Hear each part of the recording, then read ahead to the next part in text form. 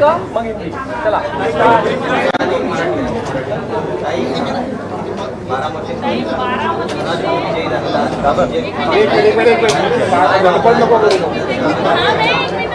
एक मिनिट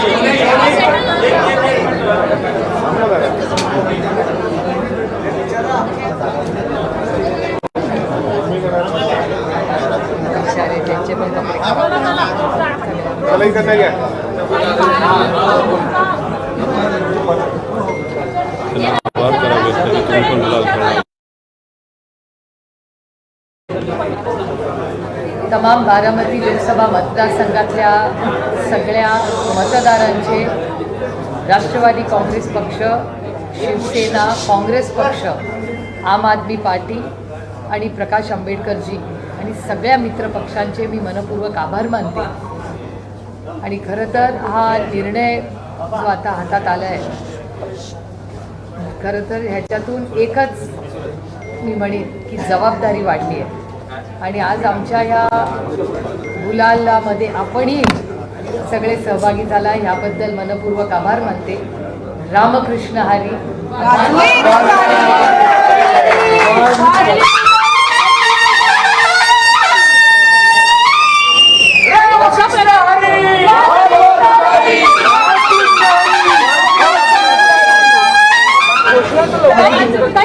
अशा प्रकारे ही जी लढत झाली, अशा प्रकारे लढत खरं तर होऊ नये अशी अपेक्षा राजकारणात नेहमी केली जाते. पण घरी अशा पद्धतीनं दोन गट पाडून ते समोरासमोर उभे करून आज ती लढत झाली आणि त्यात तुमचा विजय झाला.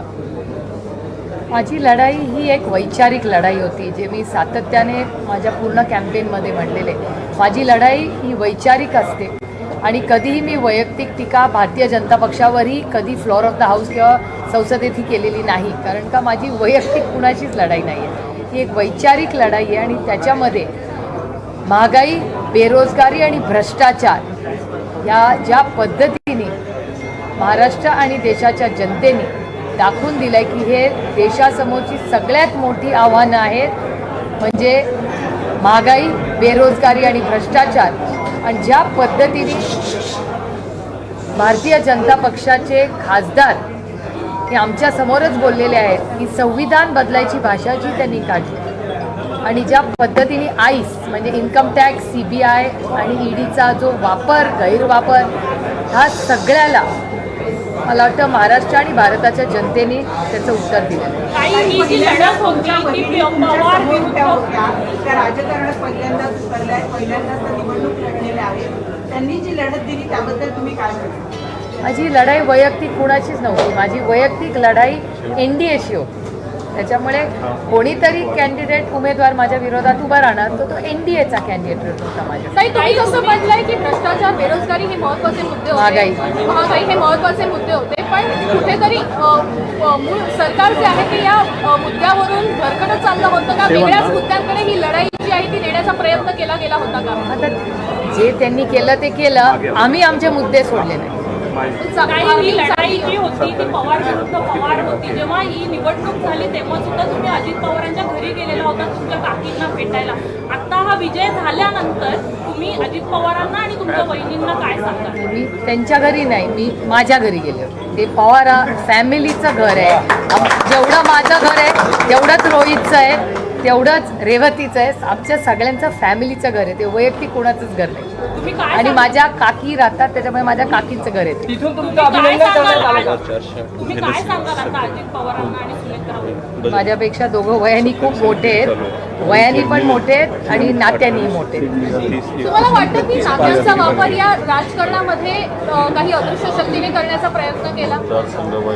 अदृश्य शक्ती काय काय करू शकते आपण सगळ्यांनी पाहिलेलंच आहे. त्याच्यामुळे आता अदृश्य शक्ती त्याबद्दल अजून काही मी बोलणं मला वाटत नाही संयुक्तिक राहील. आदरणीय पवारसाहेब नक्कीच उद्या दिल्लीला जाणार आहेत. आता त्याच्या डिटेल्सची वाट बघतोय आम्ही, किती वाजता कुठे. मॅडम, ज्या पद्धतीनं खरं तर वोटिंग झालं, जे आकडे समोर आले, अत्यंत मोठं यश आपण खरं तर इंडिया आघाडीला म्हणू शकतो. कुठेतरी देशाचं नेतृत्व बदलण्यासंदर्भातली बैठकीमध्ये चर्चा होऊ शकते का, किंवा त्यासाठीचे प्रयत्न होऊ शकतात? हे आत्ता नाही मी सांगू शकत मीटिंग झाल्याशिवाय, पण हे राष्ट्रवादी काँग्रेस पक्षाच्या सगळ्या कार्यकर्त्यांचं आणि आमच्या मित्र पक्षाची मेहनत याच्या मागे आणि माननीय जयंतरावांच्या नेतृत्वाखाली आम्ही महाराष्ट्रात हे लढलो आहे.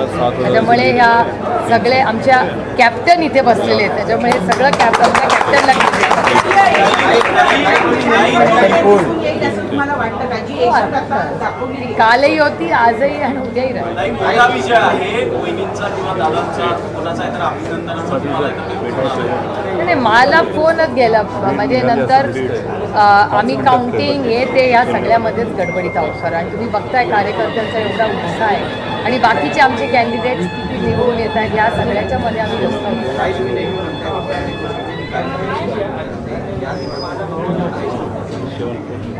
रमलेल्या बापासाठी लेक नारळाचं पाणी, लढणाऱ्या लेकीसाठी बाप बुलंद कहाणी.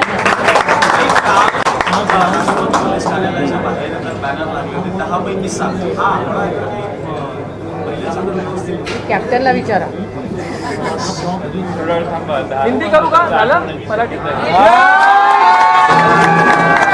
हा बरं. ते हिंदी ताई हिंदी में तो बता इथे ताई हिंदी में बता दीजिए कि आज जीत पर आपका पहला रिएक्शन, पूरे देश की नजर आपकी कॉन्स्टिट्यूएंसी पे थी, वो जीत पर आपका रिएक्शन, डबल रिएक्शन आपका? नहीं, ये तो पूरा क्रेडिट महाविकास आघाड़ी और हमारे जो मित्र पक्ष है और तमाम कार्यकर्ता जिन्होंने मेहनत की उनको जाता है. सर नहीं, एक सवाल ये है कि पवार वर्सेस पवार करने की कोशिश की गई. उस वक्त आपने कहा कि ये सब बीजेपी कर रही है, इसके पीछे बीजेपी. अब खुद बीजेपी जो है इस वक्त 240-45 के आसपास है, उनके पास भी वो फिगर नहीं जहाँ वो अकेले के दम पे सरकार बनाए. तो बीजेपी हमेशा प्रेशराइज करती रही. क्या अब लगता है कि परिवार पास आ सकते हैं, अब वो दूरियां जो शायद बीजेपी के प्रेशर की वजह से बनी वो कम हो सकती है? एक तो ये लड़ाई वैचारिक थी, ये हमारी कोई फैमिली की लड़ाई नहीं थी. और मेरे ख्याल से कल इंडिया की मीटिंग है कल दिल्ली में, तो तब बहुत सारे और कल तक सारे रिजल्ट आ जाएंगे. उसके बाद हम सब इंडिया आघाड़ी की मीटिंग में जो चर्चा होगी उसके बाद ही इसके बारे में मैं कुछ बोल पाऊँगी. अजित पवार को आप क्या कहना चाहेंगी? जब प्रचार चला तो जिस तरीके की उन्होंने भाषा का इस्तेमाल किया, जिसका कंटेंट उनके भाषण का रहा, वो आपके लिए दुख देने वाला रहा होगा कि इतने स्तर पर तो जाने की ज़रूरत नहीं है. मेरे ख्याल से मुझ पर जो संस्कार हुए अपने उम्र से और ओहदे से बड़े, उनके बारे में कभी कुछ कहना नहीं चाहिए. इसके अलावा ये है कि हम अगर राष्ट्रीय स्तर पर देखें तो उमर अब्दुल्ला हारते हुए हमें नज़र आते हैं. कन्हैया कुमार जो हैं वो दिल्ली से बहुत तगड़ा टक्कर दे रहे थे, वो नहीं आ जा पाए. आपकी स्थिति इतनी अच्छी नहीं रही दिल्ली में. ये जो पूरा अलायंस जो है अच्छा कर रहा है, लेकिन कई जगहों पे उनको जो कहें बहुत अच्छी कोशिश होनी चाहिए शायद होती हुई नज़र नहीं आई. नहीं, अभी कल जब इंडिया की मीटिंग होगी उस पर हर सीट पे चर्चा होगी. और कहाँ कहीं भी अभी देखिए आप भूल रहे हैं कि यूपी में कितना बड़ा अच्छा किया है. तो अखिलेश जी और राहुल जी ने जो काम, और प्रियंका जी का बहुत बड़ा कंट्रीब्यूशन था इसमें. तो मैं अखिलेश जी और राहुल जी और प्रियंका जी ने जो यूपी में जादू किया है, ये बहुत अच्छा काम सब ने मिलके किया है. तो मैं उन तीनों का बहुत और उनके सारे कार्यकर्ताओं का अभिनंदन करती हूँ. लगता है नीतीश कुमार और बाकी के अलायंस जो दूर चले गए थे वो पास आ जाए तो सरकार बन सकती है. गवर्नमेंट आप दे सकते हैं. पूरा रिजल्ट जब तक ना आए और कल की इंडिया की मीटिंग जब तक ना हो तो कुछ बोल नहीं सकते. इंडिया की बहुत जल्दबाजी होगी बोलना. ये भी चर्चाएं चल रही है कि बिहार के मुख्यमंत्री के लिए भी उप प्रधानमंत्री का एक ऑफर दिया गया है कि मैंने तो नहीं सुना है. महाराष्ट्र के कौन से ऐसे कॉन्स्टिट्यूंसीज आपको लगता है कि जीत गए होते तो बहुत अच्छा होता? सातारा जो है आपको बहुत सातारा और रावेर दोनों में हमको बहुत दुख हुआ, क्योंकि हमारी बहुत अपेक्षा थी और हमारा कैंडिडेट भी बहुत अच्छा था. सातारा हमें बहुत दुख हुआ. रावेर में भी बहुत कोशिश की, लेकिन यश नहीं. आप अगले बार और मेहनत करेंगे. लगता है आने वाले समय में जिस तरीके से आप लगातार आईस के बारे में यानी ईडी और इनकम टैक्स सीबीआई कहती रही, लगता है वो पॉलिटिक्स जो चली है अब उसके खत्म होने का दौर खत्म हो जाएगी. पॉलिटिक्स होना ही चाहिए. एक सशक्त लोकशाही में, लोकतंत्र में ऐसे गलत सरकार का व्यवहार किसी की सशक्त लोकतंत्र के लिए अच्छी बात नहीं है.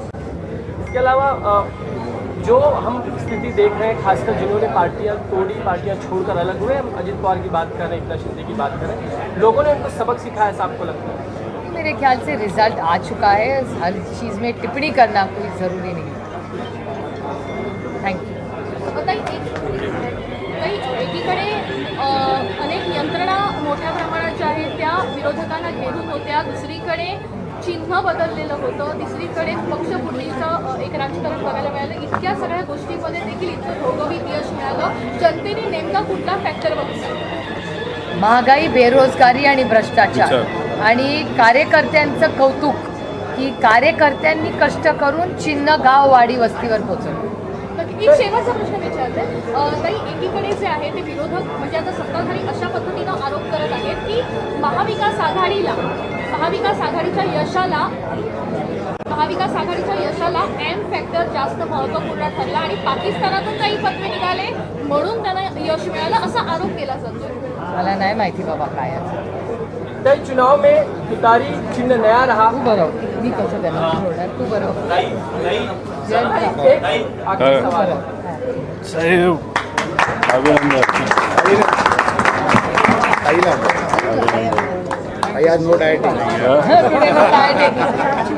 ओके, पेढे रामकृष्ण हरी. रामकृष्ण हरी.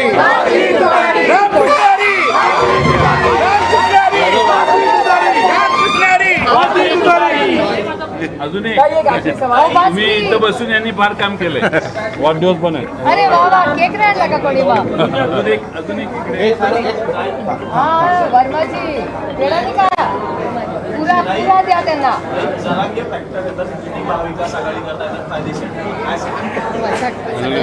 इलेक्शन फायद्या आणि तोट्यासाठी नसतं करायचं, देशाची सेवा करण्यासाठी करायचं. कई आपको लगता है तुतारी और नाम जो पार्टी का जो इस वक्त है वही विधानसभा में रहने की जरूरत है? कैप्टन से पूछिए. आप बताइए, कार्यकारी अध्यक्ष हैं. अभी देखेंगे ना, कोर्ट में तो केस चल ही रहा है, आगे देखेंगे. एक दिन में क्यों, अभी तो रिजल्ट आया है, थोड़ा पूरा सब उसका स्टडी भी कर ले. कल ईडिया की मीटिंग में, उसके बाद हमारी पार्टी की मीटिंग 9 और 10 दोनों दिन है, उस दिन इस सब चीज़ों पे चर्चा होगी. तुतारी को एक्सेप्ट किया लोगों ने. Data speaks for it self. अरे थँक्यू. अरे सगळ्यांना पेढे द्या ना बाबा. पत्रकारांना पेढा, चहा आणि कुणाचे गुलालानी कपडे खराब झाले असतील तर आय एम सॉरी. पण पत्रकारांना पण आम्ही गुलाल खायला गेलो. पाहिजे अशा वेळेला.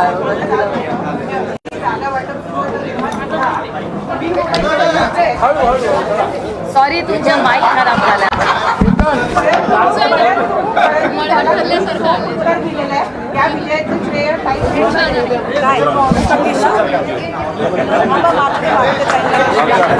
संविधान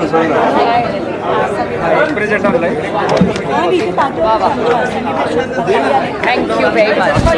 हो हो, एक मिनिट रोहित, एक मिनिट.